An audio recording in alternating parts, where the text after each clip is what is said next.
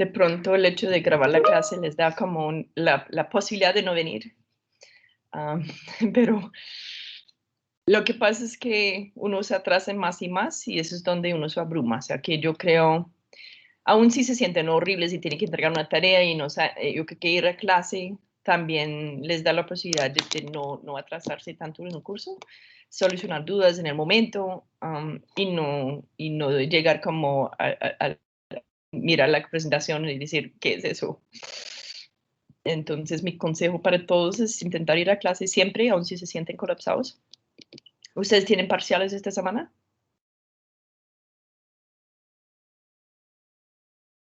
Es como época de parcial, ¿no? Sí. Nosotros tenemos como una camisa de fuerza, que es esa entrega de 30%, que básicamente nos dicen hay que hacer 30% de evaluaciones antes de tal fecha, entonces pues las fechas corresponden al tiempo que consideramos que vamos a tener tiempo de calificar para el 30%, desafortunadamente. Sísmica. ¿Pero por qué la carita triste? ¿Cómo van con sísmica?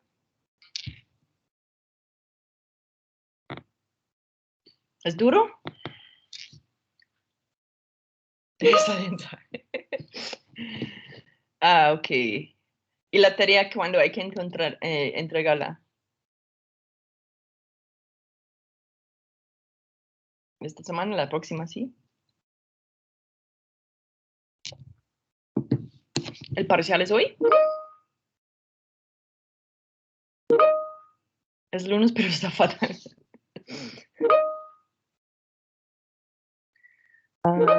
Ok, el parcial es mañana. Ok, ahora entiendo por qué solo son 5. Espero que les vaya muy bien en sísmica, los que están en sísmica. Pero también recomiendo solucionar dudas con JB antes. Es JB, ¿cierto? Entonces, sí, intenta preguntarle lo que necesiten preguntar antes, si no después. O sea, que se parece obvio. Ok. Lo que quiero hacer hoy es un poco, como ya pasamos el martes haciendo un poco una locura de matemáticas, que es un poco doloroso ver virtualmente, quiero mostrarles aplicaciones y empezar a interpretar lo que significa esa función de error y para qué se utiliza y qué información me da. Y algo sobre su relación con la realidad, porque es un modelo que vimos. Yo voy a subir la presentación. Es un modelo. Todo lo que estamos haciendo en geodinámica son modelos. O estamos construyendo algo que es conceptual, donde decimos, ver que la placa plega, que eso pasa. Esos son modelos conceptuales, esos dibujitos, eso es lo que llaman en inglés cartoons. Cuando uno aplica la matemática, parece más rigurosa y sí, pues uno tiene que tener una respuesta que corresponda a una posibilidad matemática que incluye cierto nivel de física importante. Y parte del arte de un modelo es entender qué física poner y qué se puede excluir. O sea, por ejemplo, el hecho de que la corteza se trata como una placa plana, homogénea. Es impresionante qué tan buenas salen las predicciones, a pesar de que la corteza después te interrumpes, grietas, diferentes propiedades elásticas. Lo que sale en la realidad es bastante bien predecida, ¿sí?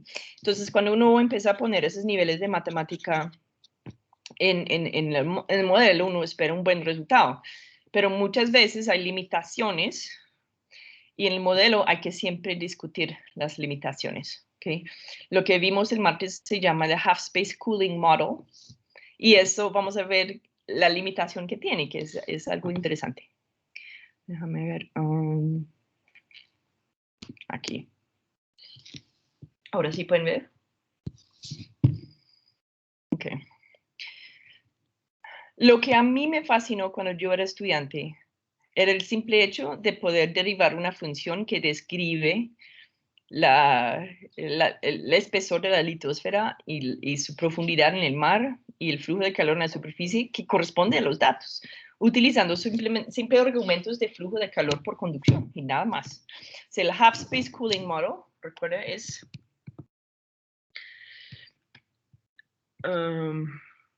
en color red, ok.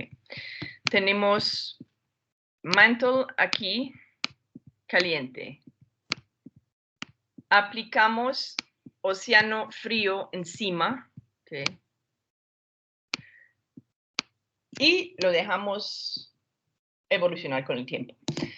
La condición de borde es ese borde frío que donde vamos a decir, bueno, siempre estoy con un océano que está mezclando y que tiene la misma, digamos, temperatura en el fondo siempre. No consideramos el calentamiento del agua, ¿por qué? Porque se mezcla. Entonces, yo sé que hay esos, o sea, si uno va al ridge y hay esos animalitos que viven de energía geotérmica, el agua alrededor es caliente. Y cuando hay una erupción volcánica submarino también. Pero si yo estoy mirando toda la placa, ¿qué pasa? Hay una circulación oceánico que siempre quita ese borde de calor en el fondo del mar, en la parte normal, y que se lo reemplace con agua fría. Entonces, mi asunción de decir que eso siempre está frío es buena asunción, eso sí se sostiene. La condición inicial es que vamos a empezar con todo eso caliente. Eso a que corresponde que el hecho de que la magma que sale del manto llega a chocar con el agua y empieza a enfriarse para formar litosfera. Mientras está haciendo eso, se mueve. ¿Okay? Entonces, todo mi modelo del espesor de la litosfera con el tiempo es dejar que se enfría por conducción, y eso teníamos la ecuación de conducción de calor. Estamos asumiendo que no hay producción radiactiva porque realmente en el basalto no es significativo. La corteza sabemos que es otro cuento. Cuando miramos geotermas continentales, sí vimos que la importancia de la producción radiactiva es enorme, pero en el mar no. Entonces, las cuencas oceánicas empiezan así. Este modelo, aplicando simplemente la ecuación del calor con esas condiciones de borde y eso, nos dio una solución para temperatura. Esa temperatura, recuerden que es la temperatura no dimensional, donde es como una fracción entre la temperatura, la diferencia entre la temperatura inicial y final, y la diferencia, el contraste entre esta temperatura y esta temperatura. ¿Okay? Como es una fracción, sale no dimensional, y si quiero ponerle dimensiones, solamente necesito sustituir esos factores aquí. Entonces, se simplifica mucho. Esta cosita se llama error function. Recuerde que no tiene solución analítica, entonces es que me toca dejarlo así y solucionarlo numéricamente. Uno lo puede hacer con iteraciones, o si ustedes han hecho otro tipo de solución numérica, uno puede ir como ploteando la función. Toda la expresión esta, entonces, es 1 menos ERF, que decimos que se llama complementary, ¿sí? Entonces, si yo tengo el error function que empieza a 0 y va hasta 1, pues es normalizado, por eso va a 1. Yo puedo poner el complemento, que es 1 menos eso, y tener esa función. Eso me describe que el comportamiento de la temperatura como función de profundidad y como función de tiempo, ¿sí? Si fijo una profundidad, yo puedo ver cómo cambia la temperatura con tiempo. O si fijo un tiempo, yo puedo ver un perfil con Z, o en este caso Y, de la temperatura como profundidad. Esa definición, esa temperatura con profundidad, tiene una característica interesante por el exponencial, que es muy interesante. Resulta que si tengo algo caliente que empieza a propagar calor, puede ser un medio espacio de half space model, o puede ser una intrusión magmática, hay una zona donde hay mucha afectación y exponencialmente va a cero la afectación lejos. O sea, uno sabe que hay una intrusión magmática y uno puede tener 100 kilómetros de metamorfismo. Por eso se llama metamorfismo local. Esa distancia característica, recuerde que si miro en tiempo, este parámetro de difusividad me dice algo sobre básicamente cuánto involucramiento voy a tener con el tiempo cuando hay una, digamos, anomalía de calor. Una anomalía de calor es básicamente cualquier cosa que no está en equilibrio. Yo meto una intrusión o empiezo a enfriar el mar. Eso me dice básicamente qué tan rápido se expande esa influencia, recuerda. Entonces, ¿qué tengo? Yo tengo esa cosa donde básicamente mi temperatura en cualquier profundidad, en cualquier tiempo, yo puedo predecir con ese modelo. ¿Okay? Mira las condiciones de borde. Si voy a una profundidad infinita, ¿qué pasa con el complementary error function? Cuando lleva, o en este caso lo miramos como eta, que eso va en infinidad, va a 0, ¿cierto? Okay. Eso es lo que espero.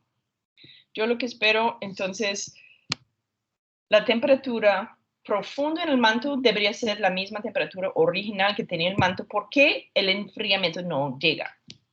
¿Okay? Eso significa que básicamente, no estamos hablando de eso, ¿sí?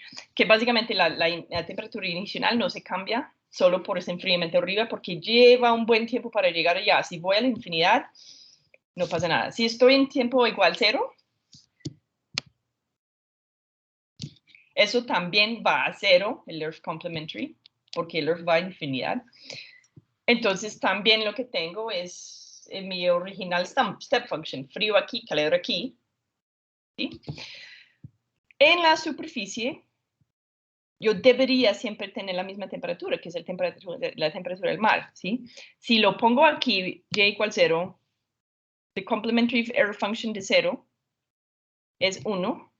Entonces, ¿qué significa eso? Eso se vuelve 1, entonces eso significa que T tiene que igual T0. T0 es la temperatura del mar. Okay. Miramos la consecuencia exactamente.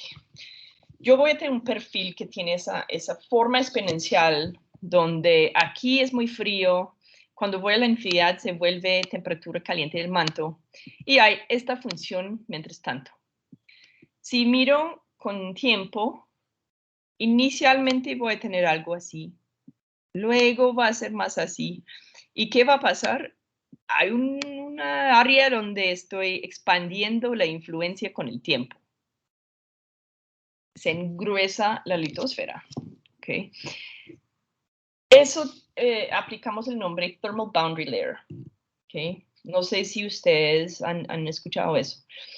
Cuando yo tengo una función lineal, realmente hasta la infinidad se vuelve, o sea, la influencia sigue y no hay un borde, no hay un boundary layer.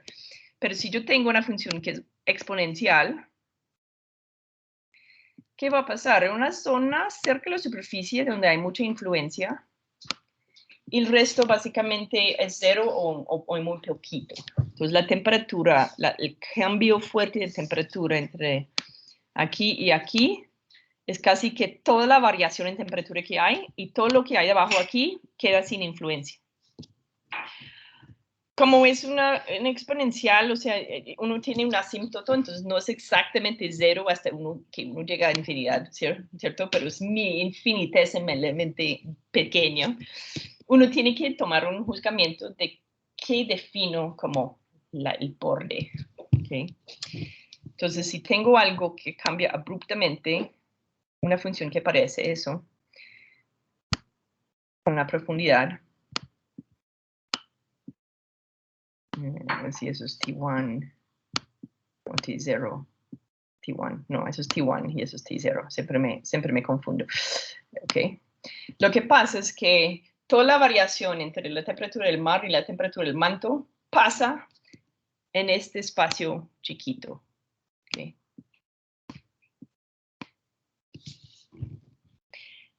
Si definimos esa profundidad como la profundidad a la cual 90% del contraste de temperatura se acomoda, voy a tener un fondo de litosfera. ¿Okay?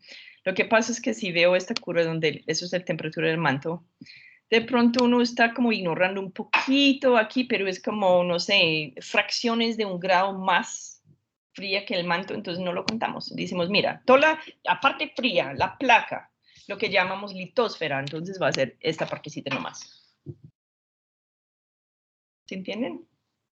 Entonces, por ese comportamiento exponencial, podemos decir que la litosfera tiene un fondo. Si no, sería una cosa todo gradual, donde pues sería arbitrario definirlo, pero eso es una curva que va ¡Bum! ¿Ok?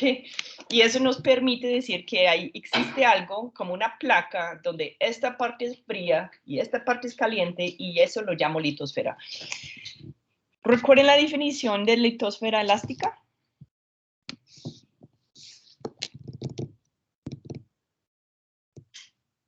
¿Cómo definimos el espesor de la litosfera cuando hablábamos de ponerle topografías y pesas encima? ¿Recuerdan?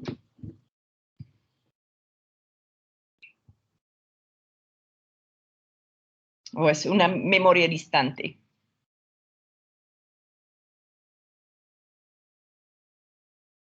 Yo tenía otra forma de expresar el espesor de la litosfera, ¿recuerdan?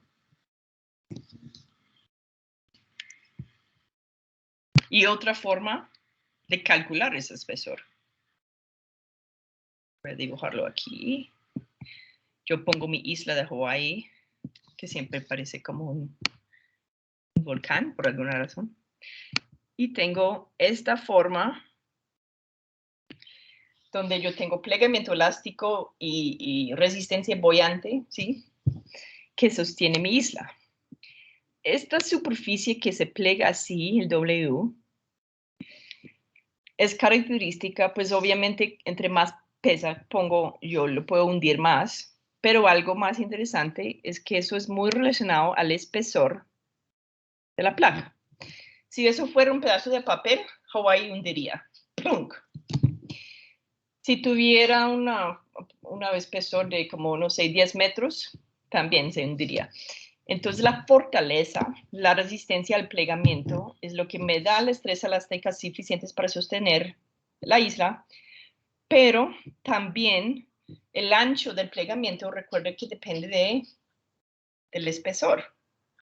Muchas veces ustedes van a ver eso en geofísica, que el espesor o profundidad de algo tiene que ver con el ancho de influencia.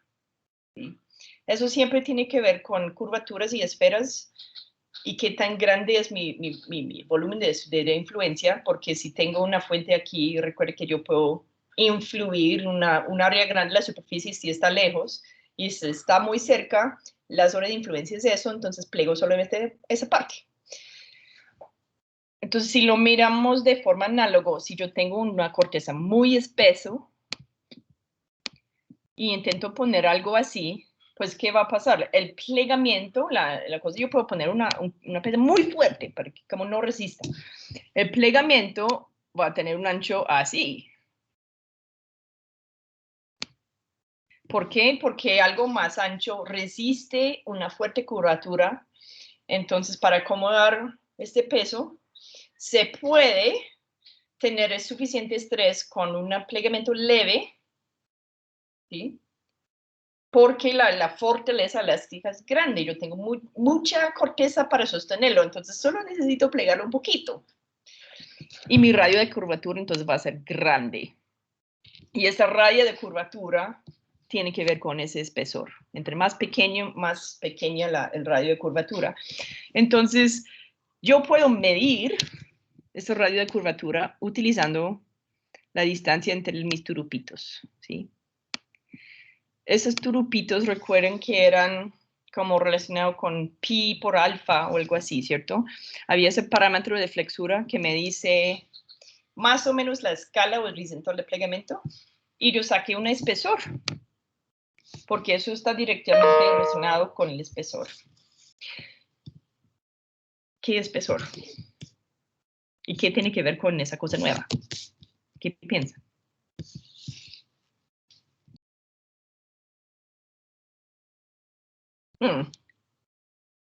Totalmente diferente a la física. Estamos hablando de manzanas y peras. ¿Por qué estoy todavía hablando de placa y espesor de placa? Y lo derivé de dos formas tan distintas que uno empieza a sospechar, pues entonces, ¿eso tiene alguna relación? ¿Esa relación es casual? ¿O qué debería pensar? Ustedes nunca han pensado en tanta profundidad sobre el espesor de la litosfera, ¿cierto? Pronto. Pero es un problema interesante. El primero de plegamiento lo llamamos effective elastic thickness, espesor elástica efectivo. La palabra efectivo me dice que no es necesariamente que el espesor, digamos, la corteza continental que sabemos que tiene un mojo, que es un borde, podemos definir esa profundidad. Eso no es necesariamente igual al espesor efectiva elástica porque depende. Si yo tengo una zona dúctil, si tengo grietas, si tengo como una parte suave, el sándwich de jalea, el espesor real que resiste el plegamiento es la parte que resiste elásticamente. Entonces yo voy a tener una profundidad, un espesor que corresponde a esa curvatura de W que derivamos, que no necesariamente involucra toda la corteza de litosfera, sino de pronto una parte porque de pronto es inhomogénea, hay una parte débil, ¿sí? La corteza no es una cosa uniforme, que ustedes ya saben, puede ser totalmente uniforme composicionalmente, igual no ser uniforme mecánicamente. La corteza es una cosa complicada. Vamos a volver a la corteza luego en el curso, cuando hablemos de la reología, porque la reología de la corteza, de hecho, es una cosa súper interesante. Y vamos a ver las técnicas de observación que nos permite estudiarlo, porque es una cosa no lineal, es una cosa complicada, pero interesante. ¿Okay? Pero por el momento estamos diciendo, bueno, si pliego la corteza, yo puedo medir su espesor aproximada de la parte elástica. Ahora acabo de derivar una cosa que se llama Thermal Boundary Layer, donde yo digo, la base de mi litosfera es aquí. Entonces, tengo una pregunta. Ahora pongo Hawaii encima de esta placa. Okay, yo tengo mi Thermal Boundary Layer aquí, que acabo de definir como mi Y Boundary Layer. Okay. Pongo Hawaii. Ese Thermal Boundary Layer va a corresponder a la espesor elástica. Y si es así, ¿es accidental o qué piensan? ¿O va a ser totalmente distinto? ¿O no habían pensado en diferencias entre la litosfera térmica y elástica? De pronto nunca lo han pensado. No deberían ser iguales. No deberían ser iguales, ¿cierto? Okay. Como la física es diferente, uno sospecharía que sí, es que eso puede ser muy distinto. No sé, uno puede ser el doble del otro, que sé. Entonces hay que saber cómo se compara.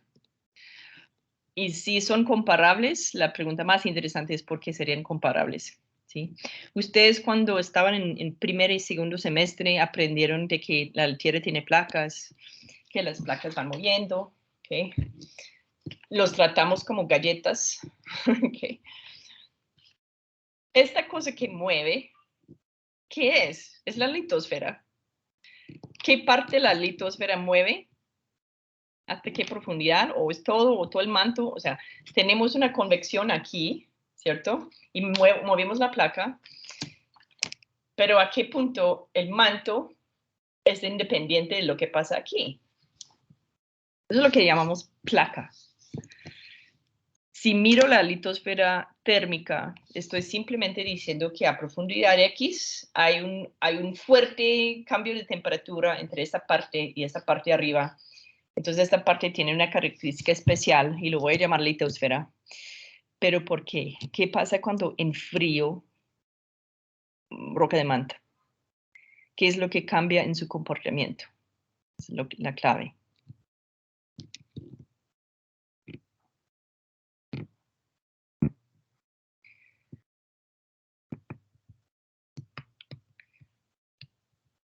Tengo un volcán y hay una erupción, la lava se solidifica por el frío. Ahora tengo un objeto completamente diferente a la lava, ¿cierto? Tengo una roca. La litosfera, si lo enfrío, ahora va a ser mecánicamente muy distinta al resto del manto. Entonces, por eso cuando hablo de mi galletica que va así, es que esta cosa puede ser composicionalmente exactamente igual que eso, pero eso se responde a las provocaciones y fuerzas de forma totalmente diferente que esto. ¿Okay? Y es por la temperatura. Por eso les digo, la importancia de la temperatura en entender comportamiento mecánico es clave. Si la litosfera primero lo definí como un comportamiento mecánico y ahora lo estoy definiendo térmicamente, hay una relación entre la mecánica y la temperatura que me da la razón por la cual esas cosas se pueden comparar. ¿Okay? Si yo enfrío el manto, lo vuelvo rígido, lo vuelvo frágil como una placa, lo vuelvo elástica en lugar de dúctil.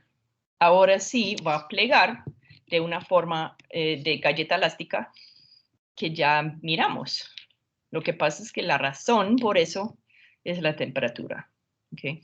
Entonces tienes razón que no es igual, ni siquiera es equivalente, pero esos espesores son muy relacionados y muy parecidos. Y no es un accidente, lo que pasa es que en esta fuerte cambio de temperatura, aquí estamos en régimen básicamente elástica rígida y aquí estamos en régimen dúctil fluible, ¿okay? Por la temperatura. Entonces, hay una razón por la cual la Tierra tiene esa galleta encima y que se pueden romper en placas y que se pueden tener terremotos y eso, y es la temperatura. Solo eso y no la composición. La corteza es otro cuento, como digo, pero si mirando solamente roca de manto, cuando está fría y cuando está caliente, yo puedo explicar mucho. ¿Okay? Entonces, piensen eso cuando les hablan de la espesor de la litosfera. En la literatura siempre vas a ver normalmente effective elastic thickness, por un lado, y otra cosa que se llama thermal lithosphere, y depende de qué tipo de problemas están trabajando. Si están trabajando de problemas de subducción y ángulos de subducción y flujo y viscosidad y eso, muchas veces hablan de bordes térmicos. Si están trabajando en el continente o con arcos de isla, están siempre hablando del aspecto elástico, pero realmente es el mismo litosfera. Solo que de pronto hay sutilidades de diferencia. O sea, esa borde térmica realmente tiene una profundidad, es una distancia real. Ese YBL corresponde a una profundidad real. De pronto, la parte elástica puede ser todo si la litosfera está muy fuerte, que no tiene mucha grieta, que no varía mucho en sus propiedades mecánicas, pero más probablemente vamos a tener una diferencia de un poquito entre efectivamente cuánto de esta placa es elástica y cuánto realmente empieza a ser dúctil. ¿Sí? Para encontrar eso, yo básicamente pongo θ o esta cosa igual 0.1, o sea, 90% de la variación de temperatura y despejo esto. ¿Okay? Obviamente cambia con el tiempo. ¿Sí? Litosfera vieja va a tener un borde así, litosfera nueva va a ser así, pero yo saco algo que me dice el espesor de la litosfera. Si estoy yendo despejando Y en el caso de T igual 90% de T1. ¿Okay? Mira cómo es.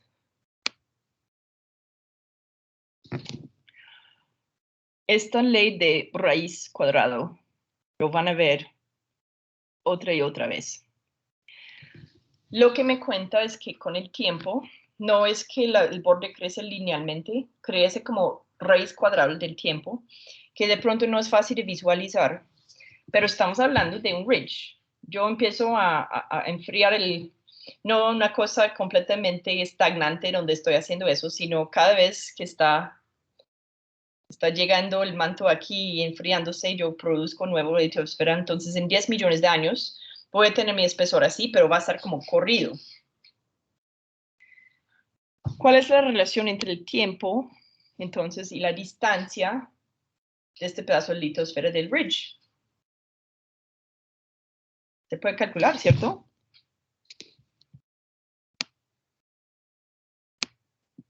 Mi ridge. Tengo una velocidad de placa. Si yo muevo esta placa, no sé, 1 metro por año, que es mucho, en 10 millones de años voy a tener 10 millones de metros o 10,000 kilómetros. Si pongo distancia sobre tiempo, yo puedo meter esto aquí y en lugar de tener un t, yo puedo tener una velocidad constante y distancia. Entonces, ¿qué me dice? Yo puedo ver el espesor de la litosfera como función de distancia del ridge. Esa relación entre distancia y espesor tiene que estar relacionado por la velocidad, porque obviamente si es más rápido, voy a tener una litosfera delgada hasta muy lejos del ridge, pero si es muy lento, el espesor va a ser muy, muy fuertemente creciente mientras me alejo del ridge. Entonces, ¿qué pasa? Si yo mido, y es la parte chévere, si yo mido la frexura del mar en diferentes zonas, yo puedo estimar la edad de la placa allá porque el espesor está relacionado con la edad. Y si miro su distancia al ridge, yo puedo estimar qué tan rápido mueve, o sea, la velocidad del borde de placa basado solamente en el espesor de la litosfera, sin medir velocidades directamente. Okay.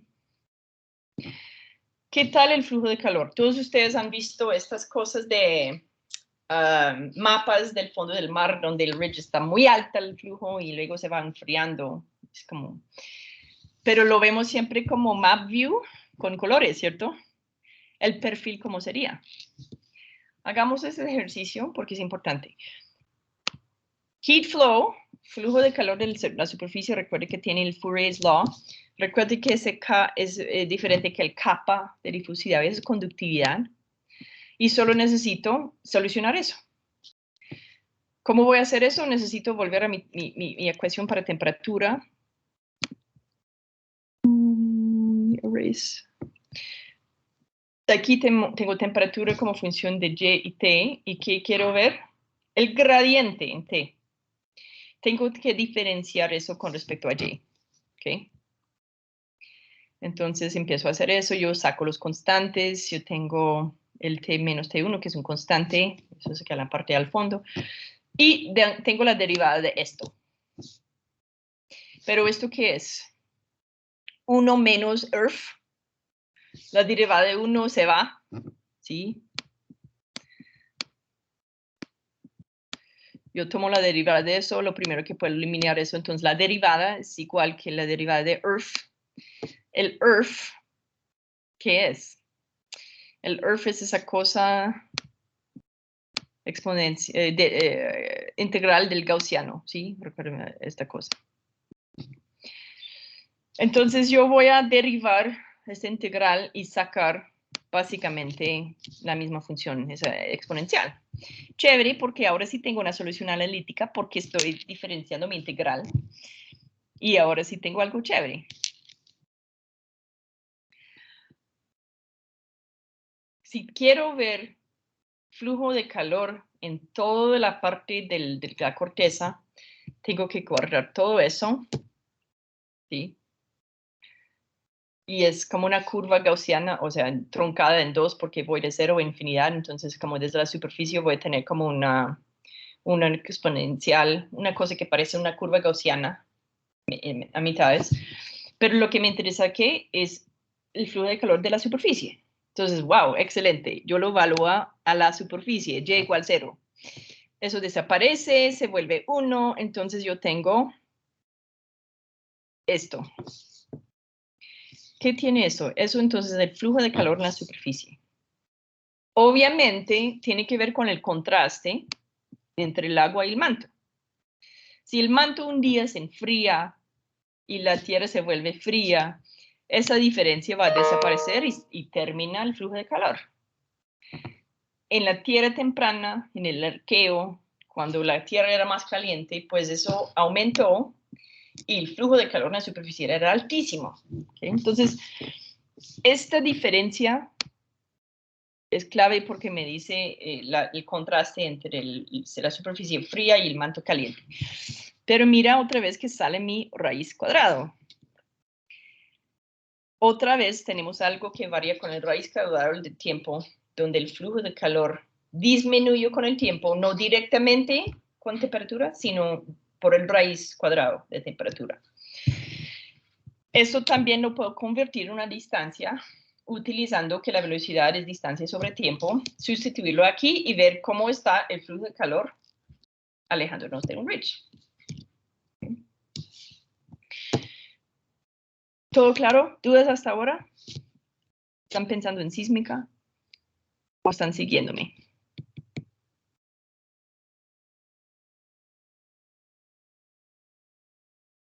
Ahí estamos, fresquitos. ¿Está qué? Fresquitos.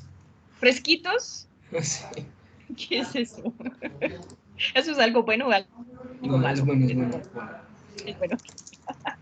Ok. Am, realmente la cura es pasar por las etapas ustedes mismos y convencerse, pero eso es lo chévere de este modelo, es que yo tengo un medio espacio estagnante con simplemente aplicar una condición de frío a la superficie y puedo desarrollar todo el comportamiento térmico de la litosfera, desde el ridge hasta lejos, en términos de su espesor y su flujo, y todo eso cuadra bien con los datos que vamos a ver. Okay. ¿Joya? Okay. Eso es otra cosa buena, ojalá. Ok. Pero esas son cosas que, o sea, ustedes saben cómo hacer esa matemática, de pronto no van a decir, bueno, yo no lo habría pensado al inicio, pero es simplemente así. Recuerde que el flujo de calor es la derivada de temperatura. Si tengo una función de temperatura, de una puedo sacar el flujo. Ahora, algo más interesante. ¿Ustedes cómo abordarían el problema de la batimetría? Tenemos el ridge. El espesor no varía linealmente, sino como se va un raíz cuadrado de la distancia, algo así. Pero también sabemos que se hunde. Ese hundimiento, esa topografía, lo que se llaman cuencas oceánicos, esto, ¿cómo lo voy a calcular? ¿Cómo empezarían el problema?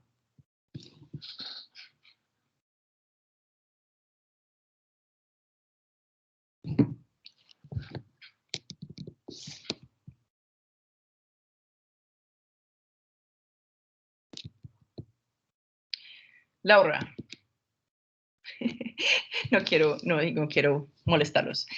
Es que siento que ustedes están distraídos y entonces estoy intentando animarlos, pero ustedes recuerden cómo se puede calcular esto, ¿cierto? ¿Por qué se hunde?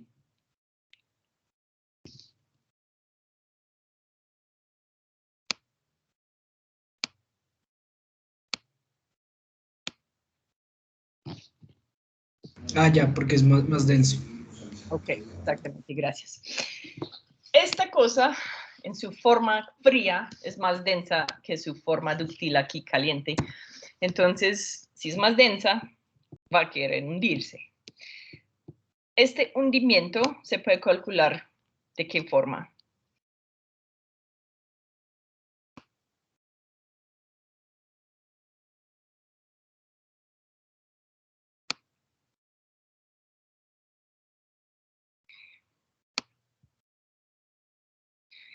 Ah, bueno, con ese dibujo, con isostasia. Sí. Es isostasia, eso se hunde porque es más densa, entonces yo tengo que desplazar algo de manto para acomodar este peso y eso se llena de agua, entonces el peso de todo lo que hay en esta columna tiene que ser el mismo que está en esta columna. Y eso es lo que hacemos. En este caso, como no es una cosa constante, tenemos que hacer básicamente integrar para sacar densidades, porque eso no es una cosa constante, ¿cierto? Esta densidad, bueno, el agua sí, al agua no es muy compresible, entonces casi que siempre la misma densidad, pero ¿esto qué? Esta densidad varía con temperatura y varía desde la misma temperatura del manto, la densidad donde está en modo caliente, hasta la más fría y más densa que es la parte de arriba. Entonces, si yo tengo una curva exponencial de temperatura entre el top y el bottom, que voy a tener pues también una variación de densidad. Si quiero entonces calcular el peso de todo eso, necesito integrar esa densidad de aquí hasta aquí. Pero es básicamente un problema de isostasia común y corriente. Una pregunta que metamos debajo del tapete un poco es por qué estoy haciendo todo eso en vertical como un half space cooling si realmente tengo un ridge aquí, un borde de litosfera aquí, ¿cierto? ¿No hay flujo horizontal? Eso por un lado. Flujo de calor debería ser como bueno, eso es el litosfera. Entonces el flujo de calor debería ser como de pronto vertical aquí, pero mira que en el ridge hay la gradiente y de pronto va por aquí. Eso lo ignoramos por lo siguiente. La fuerte crecimiento de densidad aquí hace que de pronto muy cerca al ridge uno puede pensar en un flujo horizontal, pero es una zona muy angosta. Y cuando uno llega aquí, el componente más fuerte del contraste de temperatura es entre el fondo y aquí. Entonces el componente de flujo horizontal es muy pequeño. Entonces lo ignoramos por completo. Técnicamente hay un componente chiquito de flujo así, pero lo modelamos así. Si veo profundidad, bueno, eso es de litosfera, eso es antes de eso. Eso es donde sustituimos esto. Podemos ver el espesor con distancia. Okay. Esa es la misma ecuación que vimos, pero en lugar del T tenemos X sobre U, que no es una sorpresa, se sustituyó directamente. Pero ahora estamos buscando, bueno, el heat flow también, la profundidad. Okay. Entonces, armamos nuestras columnas. Tenemos una columna aquí que es solo manto. Lo quiero comparar con una distancia X del ridge, donde tengo un poquito de agua, un poquito de litosfera y algo de manto. ¿Cuál es el problema? Eso no es un borde real donde hay un constante aquí y otra aquí, sino es una continuidad. Pero, ¿qué podemos decir? Si yo integro esto hasta la infinidad, realmente la densidad excesiva, el cambio de densidad importante pasa solo aquí. Entonces, básicamente, la diferencia entre integrar temperatura en mi half space hasta la infinidad y incluir todo esto con temperatura de manto entre aquí y aquí, o sea, desde esa profundidad hacia abajo, básicamente sale igual la condición aquí y aquí. ¿Okay? Entonces las columnas salen igual. Entonces yo voy a hacer un triquito. Yo técnicamente tengo que integrar densidad con Y, añadir esto, como la PC de esto, lo comparo con mi columna, luego que es solo manto. ¿Okay?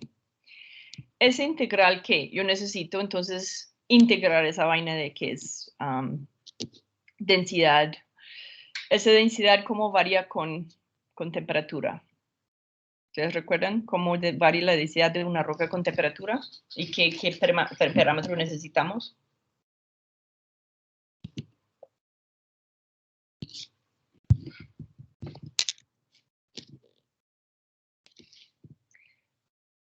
Coeficiente de expansión térmica.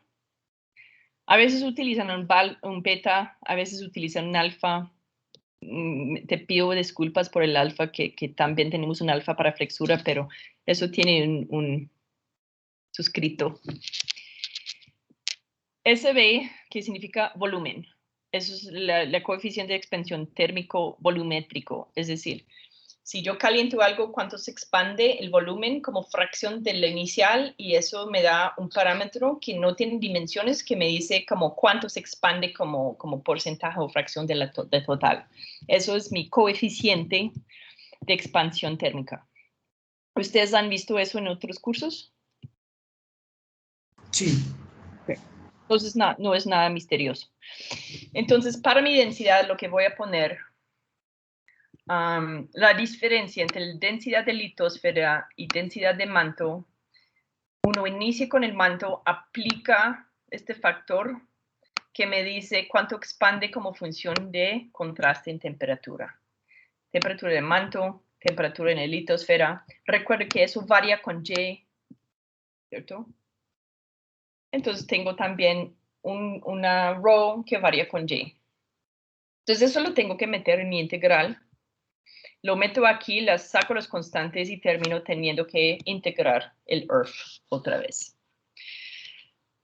Este truco, esa cosita de trampa que hice, Lo que pasa es que el ERF es exponencial. Entonces hay una cosa casi que asintótica donde desaparece todo lo que aparece después del Y. Entonces, integrar eso de 0 a infinidad y integrarlo de 0 a YL, esa diferencia empieza a desaparecer cuando llego a YL. Entonces, me da igual si pongo el integral hasta el fondo, hasta la infinidad, porque recuerde que tiende a 0. Entonces, toda esa parte, la área debajo de la curva desaparece. Entonces, como añadir 0 a la vaina, ¿sí? Entonces, lo hago porque diferenciar eso, o sea, integrar eso con respecto a YL y tener que hacer una integral indefinida, perdón, eso me complica la vida. Entonces, yo lo pongo a infinidad porque sabemos que estamos sumando 0 al integral que tenemos ahí, ¿sí? Entonces, sabemos cómo integrar esto. Sacamos constantes, teníamos ese parámetro y, entonces vamos a poner ahora el y y el t en lugar de la eta. Y voy a intentar solucionar basado en eso. ¿Okay?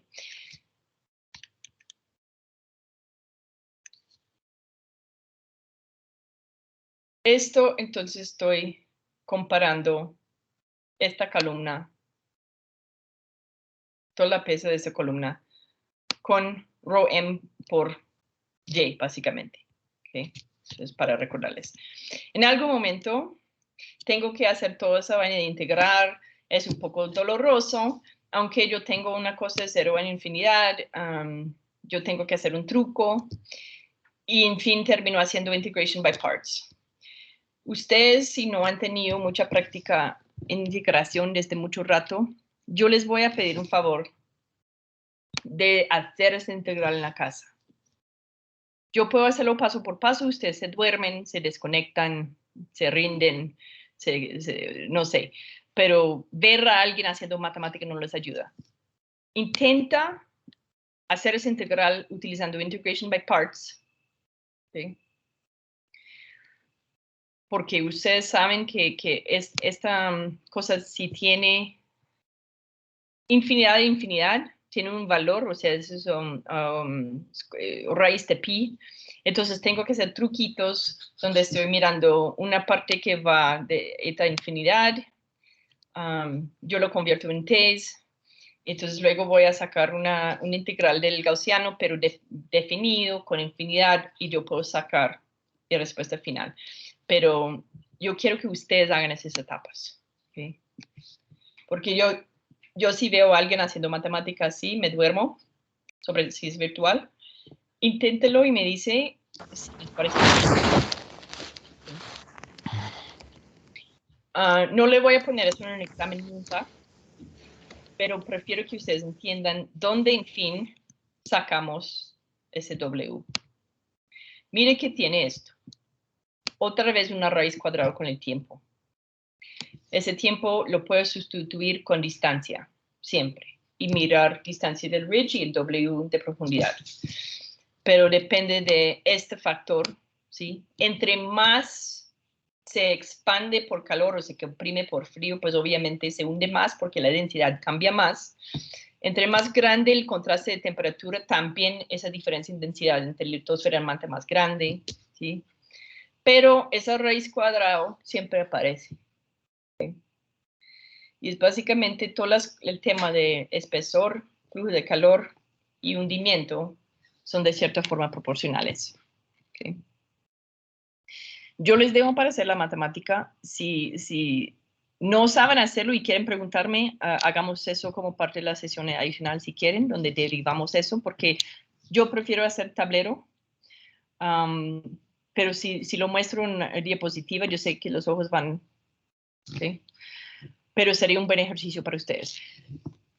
Lo que quería llegar a hablar es ese tema de cómo es la cuenca real. ¿Okay? Miramos un poco atrás. Si yo veo espesor de litosfera, y ustedes lo pueden ver, o sea, si ustedes bajan ese programa de GeoMap App, uno tiene una base de datos de espesores de litosfera y batimetrías que se puede sacar. Pero esta curva sólida es lo que predice sobre el espesor de litosfera. No, eso es flujo de calor. Eso es mi modelo de flujo de calor que pues, también corresponde, es proporcional a el espesor. ¿Qué predigo con mi modelo de half space cooling model? Que eso es half space cooling model. Okay. Plate model. Okay.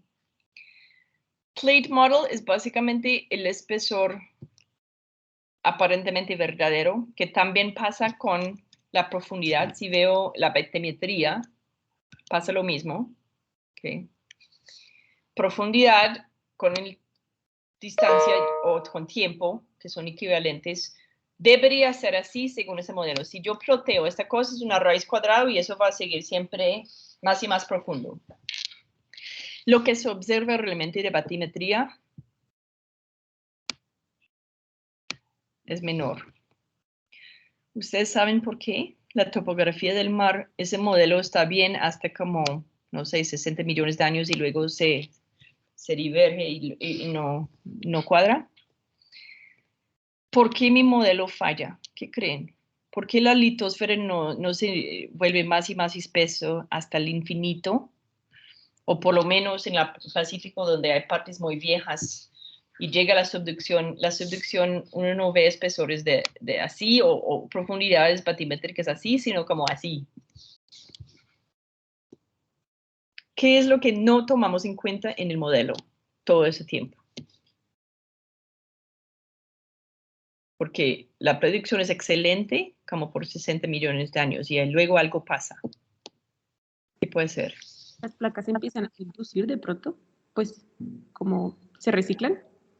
Ok, eso es una parte, Laura, gracias, porque en algún momento yo no puedo extrapolar eso hasta 200 y 300 millones de años porque no existe placa de 300 millones de años porque va a chocar con un continente y va a subducir. Entonces, cuando hay un contacto así, de hecho, yo cambio la forma. Recuerdo que tengo un turupe y eso baja y eso rompe mi modelo. Excelente. ¿Qué otra cosa? Antes del continente, porque aquí, por ejemplo, a 60 millones de años en el Pacífico, hay partes de la litosfera que tienen 60 millones de años, pero que están lejos de la influencia de la zona de subducción y empieza también a diverger del modelo. Eso es otro problema.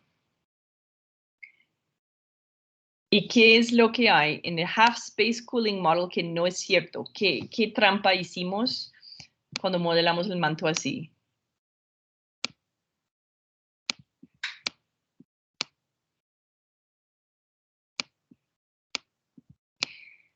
El mundo real, ¿qué pasa? ¿Qué hace el manto realmente?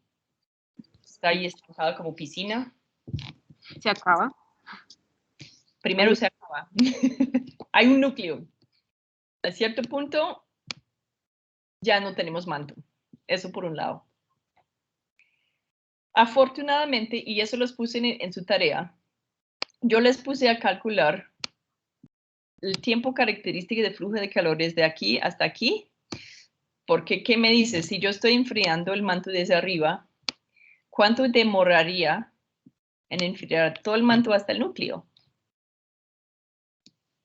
Si quieren, hagamos un cálculo rápido. ¿Recuerde esta cosa? Que tenía unidades de... Bueno, lo vamos a poner así, más o menos 1 milímetro cuadrado por segundo. Si quiero estimar cuánto demoraría en enfriar todo el manto, tiene que darme un estimado de eso. Básicamente esa influencia aquí, ¿cuánto demora en llegar al núcleo? Mucho. Entonces lo bueno es que la estimación del manto como si fuera una cosa infinita funciona hasta la edad de la Tierra y más allá. Eso es lo bueno, porque todavía esa perturbación no llega al núcleo, aun si lo dejamos correr otros 1.000 millones de años más. Pero ¿qué otra cosa hace el manto aparte de acabar?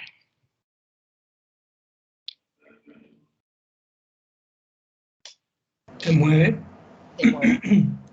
Y eso rompe todo porque estamos asumiendo que esta cosa era una piscina de algo caliente que pasivamente estaba enfriando. Y lo que realmente tengo aquí pasando es algo mucho más interesante. Estoy mezclando el manto. Entonces, ¿qué pasa? Yo estoy intentando enfriarlo, pero hay un momento donde llego a tener un flujo aquí que se lleva mi litosfera fría, lo reemplaza con algo caliente. Y aun si no estoy todavía en la zona de subducción, la subducción de pronto puede ser así. Aquí tengo subducción, ¿sí? Al fin de mi celda de convección. Pero igual aquí estoy aplicando una condición de borde como adicional, donde caliento lo que en mi modelo debería estar como simplemente enfriándose con el tiempo pasivamente. Entonces, esa convección empieza a arruinar mi modelo. Lo más bonito es que eso funciona hasta 60 millones de años. Toda la estructura, por ejemplo, la Atlántica casi que se ve perfecto con el modelo, pero se aplana la litosfera por ese hecho de que estoy erosionando esta parte que está enfriando con material caliente que viene del fondo. Entonces no lo permito engrosar más. Entonces llega un momento donde de hecho parece casi constante.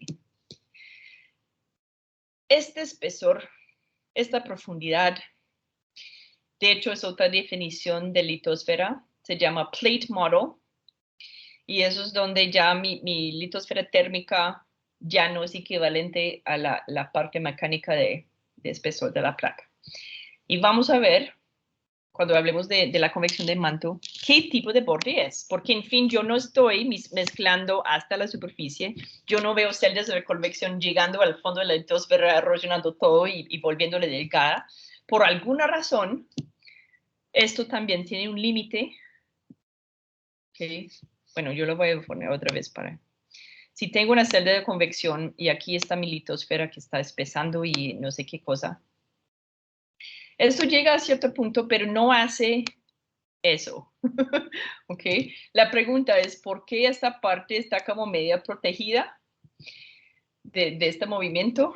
Y es algo más interesante. Tiene que ver con un borde viscoso de la convección, que si ustedes han hecho experimentos con convección, si tengo algo de baja viscosidad, se involucra todo el líquido y va rápido. Si es muy viscoso, va lento. Yo tengo mucha fuerza de cizalla entre una parte del fluido y otro. Resiste esa convección. Entonces hay fuerzas cizallas fuertes entre, digamos, un borde aquí y la parte que fluye, que se vuelve más espeso. Entonces hay un boundary layer de convección que no permite reciclar todo, porque la fuerza de cizalla entre la parte de la superficie que está stagnante y la parte justo en bajo, las fuerzas de cizalla son tan grandes que no se pueden superar. O sea, básicamente el movimiento tiene que ocurrir dentro de un área aquí, con una área de borde aquí, arriba y abajo, de hecho, que no participa en la convección. Eso vamos a ver matemáticamente después del receso, pero es muy chévere porque ahora tenemos que una definición 3 de litosfera, donde the boundary layer de convección también corresponde más o menos al espesor de litosfera. Y lo que pasa es que en mi modelo de enfriamiento, el boundary layer de convección es mucho más espeso, entonces el factor importante es el borde, o sea, la zona de conducción. No tiene influencia el manto todavía. Cuando llega a ser muy espeso y muy profundo, ahora sí va a empezar a interactuar con esa cosa de movimiento, de flujo de manto, que va a erosionar un poco el frío que debería desarrollarse aquí, y yo voy a adelgazar y aplanar esa placa. Entonces, chévere, esas mediciones se han hecho y eso fue uno de los misterios de por qué ese modelo no cuadra. hasta que empezaron a modelar la convección del manto, y ese espesor máximo que puede tener la litosfera, el máximo que puede tener, corresponde al borde de estabilidad de la celda de convección. ¿Okay?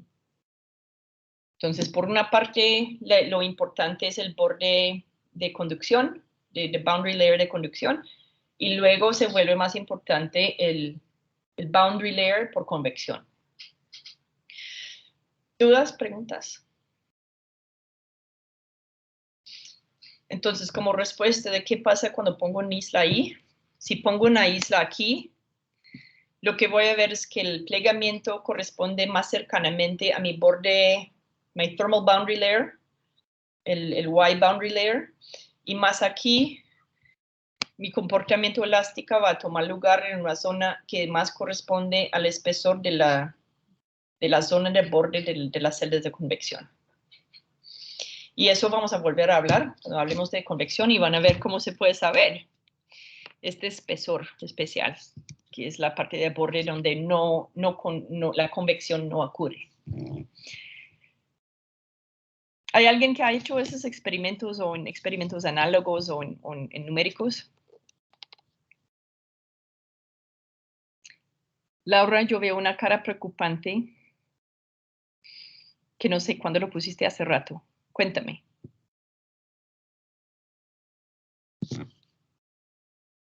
De la parte de ecuaciones, profe, no. Tranquilo. Okay. Pero mira, es que esas cosas se ven muy intimidantes, pero que si uno recuerda mis estrategias de integración, hay unos pocos. El que siempre no me gustaba era partial fractions, hasta que un día hice suficientes ejemplos que le digo, en fin, eso es el más fácil. Pero integration por parts yo creo que es el más intuitivo, el más fácil. Y uno puede ver, bueno, el truco de reemplazar el y con infinidad, uno no de pronto pensaría y se quedaría estancado allá, pero con ese truco uno puede seguir, ¿listo? Inténtelo porque es feo, sí, pero cuando uno empieza, es feo por toda esa cantidad de parámetros molestos que uno está haciendo. En fin, uno está integrando un par de gaussianos con límites de infinito que se puede manejar, que es la forma que ya lo han hecho. ¿Okay? Sabiendo que la integral definida por infinidades va a ser raíz de pi. Yo no les voy a poner a comprobar eso. Se puede comprobar y de hecho la prueba es chévere. Pero eso yo creo que tiene que sacar sus apuntes de ecuaciones diferenciales para recordar por qué esa cosa sale raíz de pi. Porque parece como una casualidad impresionante, pero mira eso. Porque es... Bueno. El punto de su curso no es la matemática es una herramienta que es un tool para el curso, pero algo que es muy útil es recordar cómo hacer integraciones que son relevantes para el curso, cómo solucionar ecuaciones diferenciales que son aplicables al curso, más nada loco, o sea, no vamos a hacer nada más loco que eso, es la más dura de la matemática. Como digo que ustedes si quieren hacer investigación en geodinámica, van a tener que derivar sus propias ecuaciones que salen no lineales, ¿ok? Eso es más divertida porque de pronto pueden ser los primeros en describir un fenómeno con una ecuación que nadie más ha hecho. Y eso es donde se puede publicar una cosa chévere, ¿ok? Pero por el momento son unas ecuaciones estándares, unas asunciones de simplificación y hay que practicar un poco la integración y recordar, si quiero encontrar los turupes me toca poner la derivada a cero, porque en fin es un máximo local. Que ahora sí el mundo está como cruzando con la matemática de forma amenazante, pero ustedes ya saben la matemática. ¿Listo? Ok. Voy a cerrar esto. Porque todo eso fue muy chévere. ¿Alguien se dio cuenta de qué es lo que ignoramos completamente en la realidad de lo que pasa en el fondo del mar?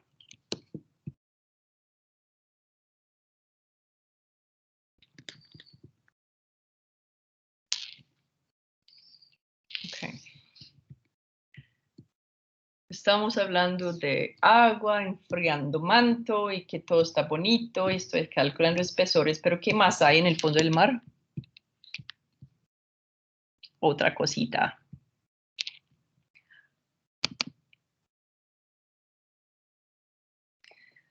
Sedimentos. Ay, no, sedimentos. Ok. ¿Cuál es el efecto de poner sedimentos encima de eso? Es una fuerza adicional, es una pesa adicional, es una capa de otra densidad que tengo que tomar en cuenta.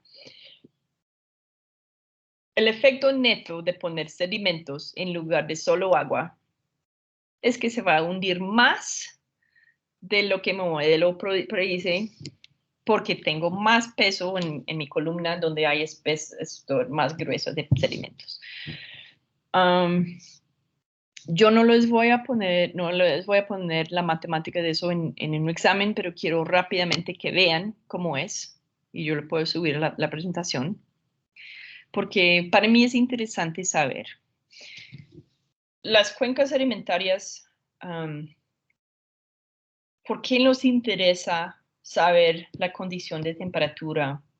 No solamente en la litosfera, sino de pronto los sedimentos encima y de pronto saber la profundidad de que tienen los sedimentos con el tiempo. Eso tiene aplicaciones directamente con recursos energéticos. Ustedes saben si tengo combustibles fósiles, la condición de su formación me dice mucho sobre qué es lo que va a salir. Si va a ser un petróleo crudo o pesado o un gas natural, ¿qué va a pasar con eso? Todo eso tiene que ver con temperaturas.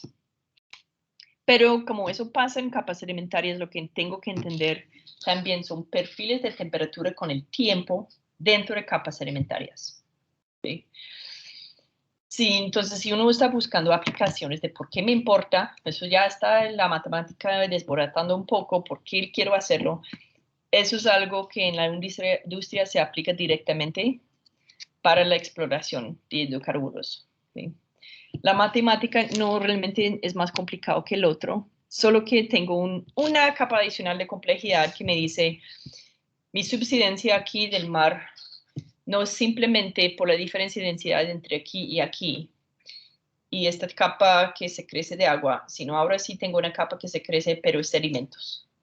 ¿Qué efecto tiene? El efecto es que en mi ecuación, primero, no voy a poner el contraste entre agua y manto, sino sedimentos y manto. ¿Okay? El contraste, entonces voy a armar mis columnas. Yo tengo una columna de sedimentos, de litosfera y de manto. Entonces simplemente reemplazo con sedimentos. Eso está chévere. O sea, lo bueno es que voy a tener un espesor de sedimentos, que ahora básicamente es la batimetría de mi litosfera, pero es un poco más profundo que es como si fuera agua, entonces tengo que redefinir un poco más en profundidad en términos de este contraste en lugar de la densidad comparado con agua. Y eso aproxima un poco la realidad del fondo del mar, donde yo puedo tener una capa muy grande de sedimentos. Si miro así cómo son las capas, no van a ser horizontales. Esta cosa está en constante movimiento, entonces deposito sedimentos, pero se mueve, deposito sedimentos. Entonces las capas como van así más o menos. ¿Okay?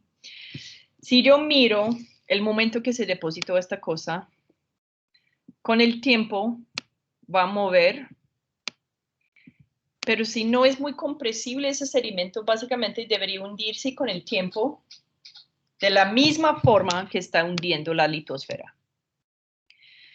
Entonces, ¿qué pasa? Yo puedo hacer un estudio. Si yo miro estos sedimentos, yo puedo sacar una historia de subsidencia de los sedimentos de esa cuenca. Lo que es importante saber es que la superficie de la litosfera es lo que me controla la profundidad a la cual llegan los sedimentos, solo que los sedimentos están un poco más arriba. Si no son compresibles, entonces lo que pasa es que con el tiempo, este sedimento en el mismo tiempo se hunde igual que lo que hundió la litosfera en ese tiempo, porque estamos asumiendo que no se compacta y comprime, que es menor comparado con el hundimiento de la litosfera. Entonces yo puedo dibujar una historia térmica de mi cuenca sedimentaria. Si hay un recurso aquí energética que encuentro, yo puedo ver toda la historia térmica de esta cosa. Térmica, ¿por qué? Pues eso son profundidades. El trazo de rompecabezas que falta en este caso es entender que estoy enfriando la litosfera aquí, pero la litosfera, que es más caliente que los sedimentos, está calentando los sedimentos a la misma vez. ¿Okay?